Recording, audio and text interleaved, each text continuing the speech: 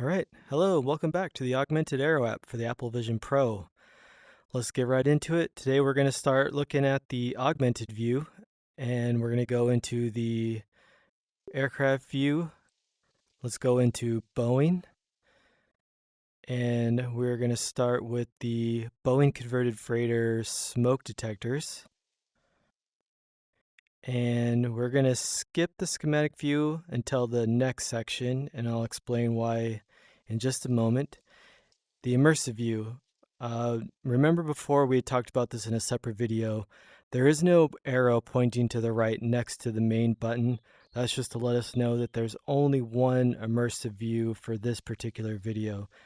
There will be more as we go along, but for now there's only one, so you'll see in future videos as we go along that whenever you see arrows next to the main button, that just lets you know that there's more to go through. So when you go through this app, that's just, remember, keep that in mind that there's more to do. So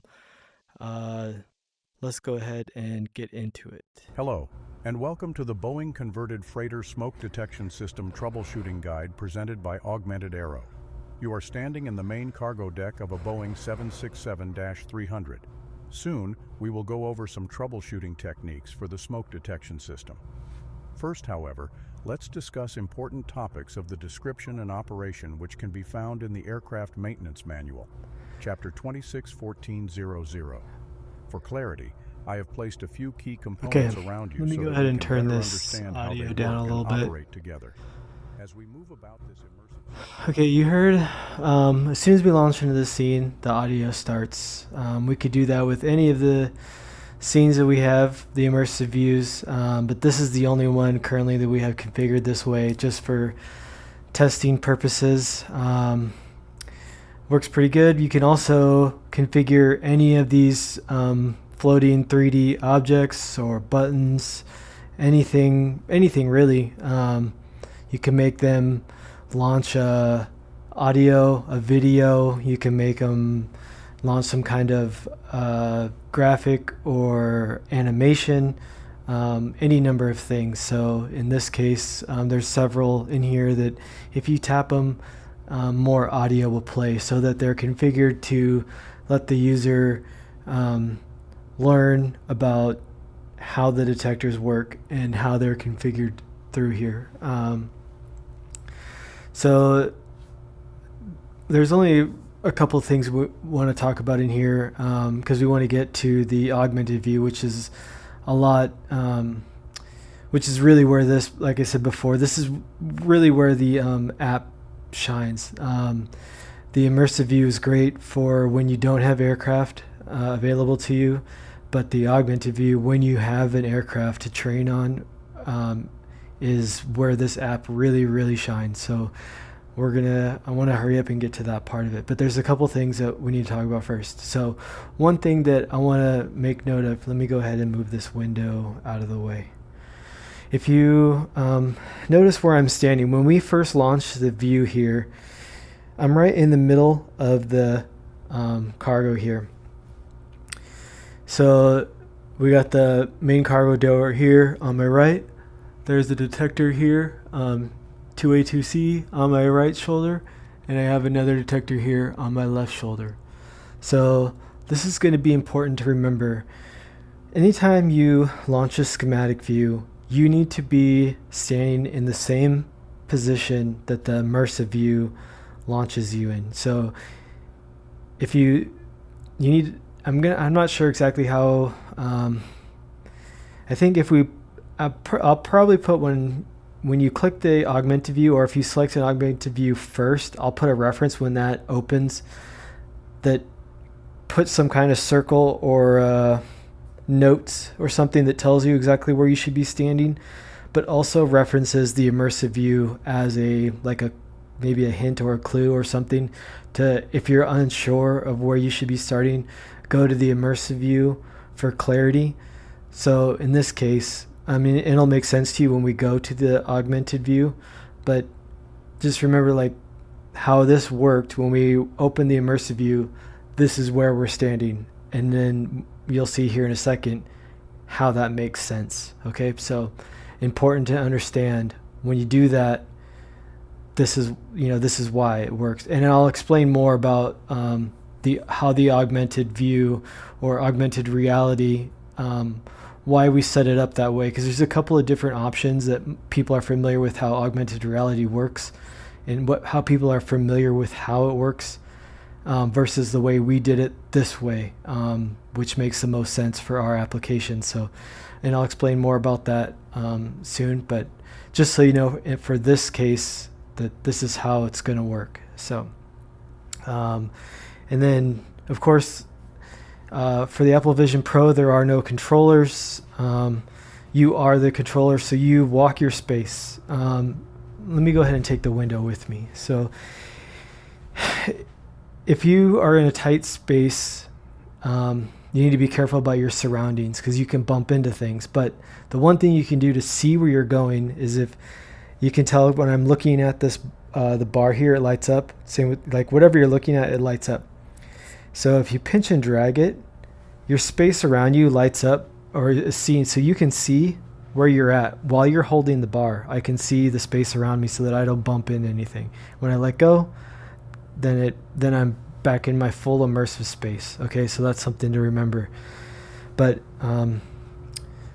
again, because the Apple Vision Pro, you are the controller. You can walk around, if whatever app you're set up in, if that's how the developer wants you to operate around in their space. In our case, this is how we want you to be able to use this space, is that we want you to walk around and explore. So you can walk all the way to the end.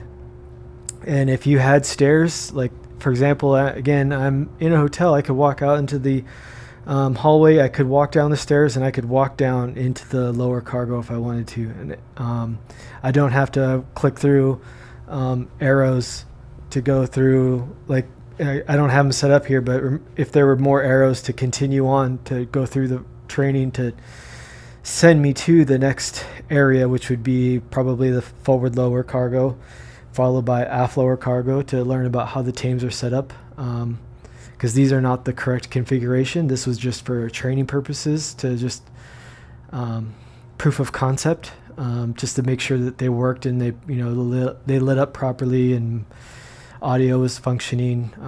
But this would not be how they would be configured when the app becomes live. They would be in their proper position, which is not here. But again, if you had room to go down a set of stairs, you could do that yourself and just walk around inside the immersive space and walk down below without clicking through the app. And you could, if you wanted to, you could walk out in the desert, and you could, like if you walk through here, for example, we're in some, like Egypt, like with the Great Pyramid. So, but yeah, we could do so much here for training. Let me go ahead and bring this back over here. So, all right, so that's enough about that. Let's go ahead and we'll take a quick look at the schematic view before we go into augmented view. Okay. All right, earlier I mentioned about the schematic view and why I wasn't going to open it when we were in the immersive beach scene, which is a standard Apple Vision Pro immersive space. And that's because you can't really walk around in that space. It's not meant to be walked around in. So the schematic view is a really great, you can move it around and bring it in front of you. There's nothing wrong with that, and it's just as easy to just sit down at a desk and do that, maneuver things around in front of you. But it's just a little bit easier, I find, to be able to walk around it yourself. And especially if you were going to use SharePlay, if you were having, like in this case, if we had multiple users on the Apple Vision Pro and they were all gathered around, for those that aren't familiar with how SharePlay works in the Apple Vision Pro, in this app you can have, I think it's up to 5 people could be all in this space together with you in my room, and they would all see this.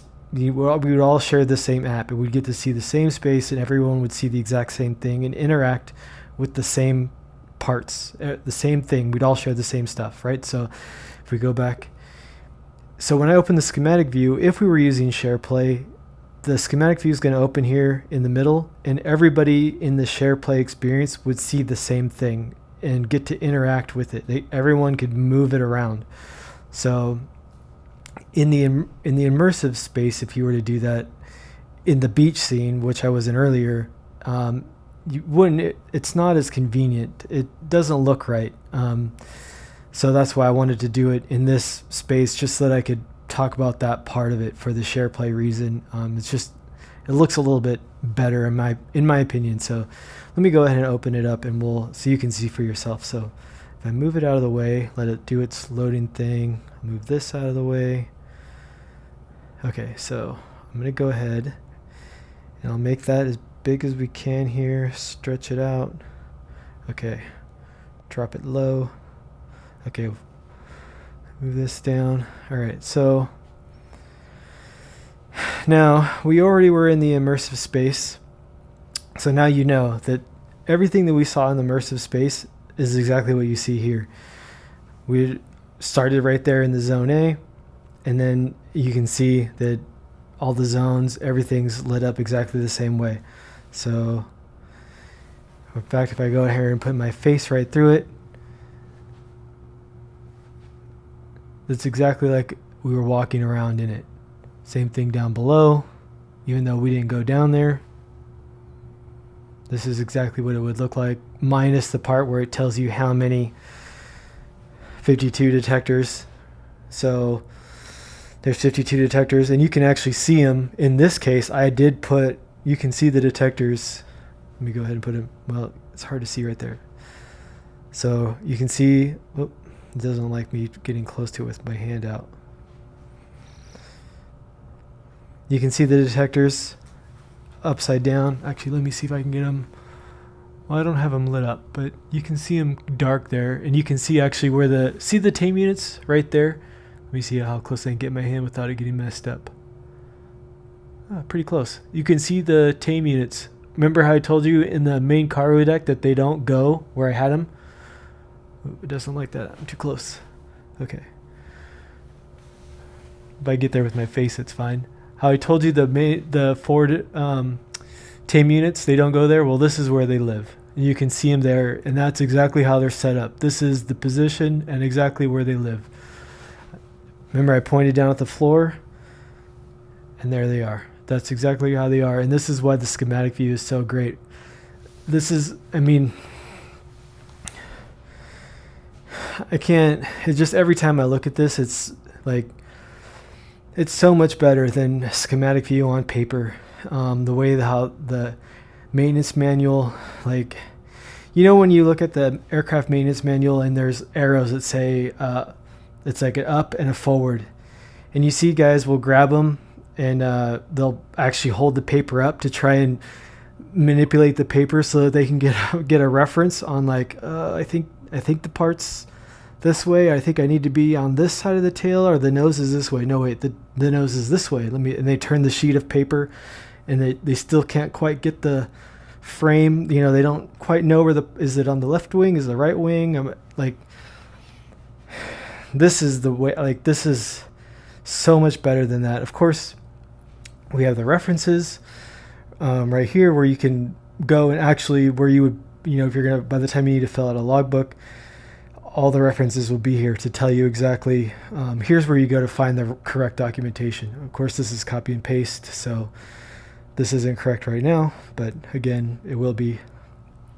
But, and then once you have SharePlay and you had other people here that can help explain as you go, if you had supervisors and maintenance control and director of maintenance and whoever else could be in here with you and follow along, engineers, many people to help you along your way and along with references. All right, we're back in the main cargo deck of the Boeing 67-300, and we're going to go ahead and get back into the smoke detector's augmented view.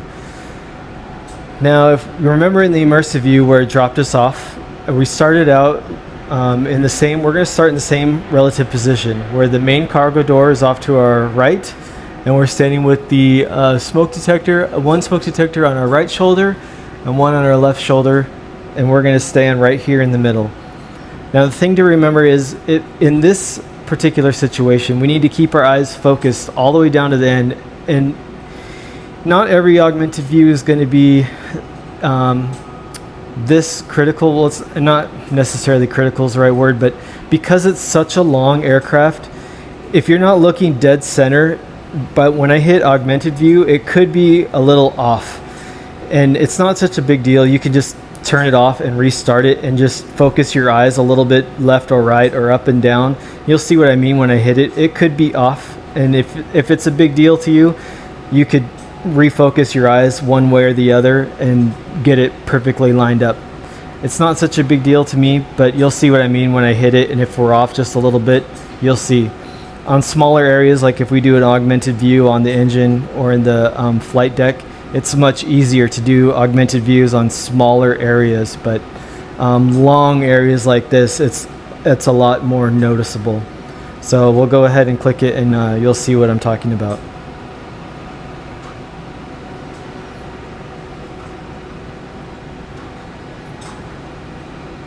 Well, I guess it lined up pretty, that lined up pretty good on the first try. So if I turn up my audio here, 767-300. Soon we will go over some you can hear it. It's the same audio from the immersive view, so the exact same setup. First, however, let's discuss important topics of the description and operation, which can be. I'll go ahead and turn that audio off. So, all right. So, same thing. This is the exact same scenario as the immersive view. We have the references for all the detectors, and it's going to be the same thing. So the only difference is that we're on a live aircraft, right? So this is a perfect training situation to have the augmented reality and learn it on wing. So, and this could be set up for any type of situation. On engine, we got so many more augmented views to add when we get the time, but you can see the benefit here. I don't have obviously I don't have it all completely set up, but you could see when we were in the schematic view, there's 52 smoke detectors in here, and for someone who's just learning how this is all set up, I mean, you could see where I have the rings here that let you know where each zone stops and starts based on the color code. So I have zone A up front, zone B. It doesn't go to zone Charlie. For some reason, it's zone A, B, and then it goes to zone E. But look at zone E is just this tiny little section with only 4 detectors.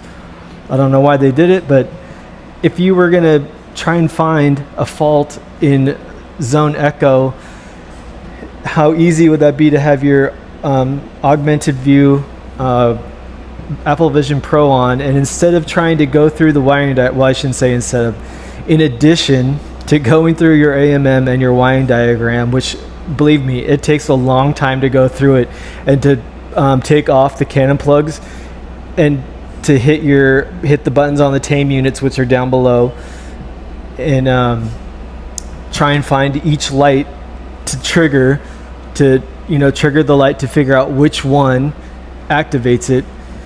It's a long process. It takes a long time, and everyone who's been in a Boeing converted freighter to try and find the fault knows this. It's a long process. But now look at the convenience to have the augmented view, to know without, you just put it on and boom, you know where everything is. You can see it labeled. You can see what zone it is. It's color coded. It could not be easier. I mean, look at, and then of course you confirm it with the references, and you can pull it up, and the references are all labeled for you. You know where everything is. It's all set up for you. So eventually, you guys probably all saw the news that the Apple's coming out with or pushing hard for augmented reality all-day wearable glasses, and also the Apple Vision Pro 2. I don't know if it's light version, not the pros, but like a cheaper version that's not the Pro, that's more affordable and more readily available to, I guess, people that don't need a Pro version of the Apple Vision. So there's going to be a lot more of them and more opportunity for people to get to experience something like this. So we're going to keep building more and more. You're going to get to see a lot more of this. There'll be more people that get to experience the augmented reality part of it, and our augmented views, and see just how easy this makes it. So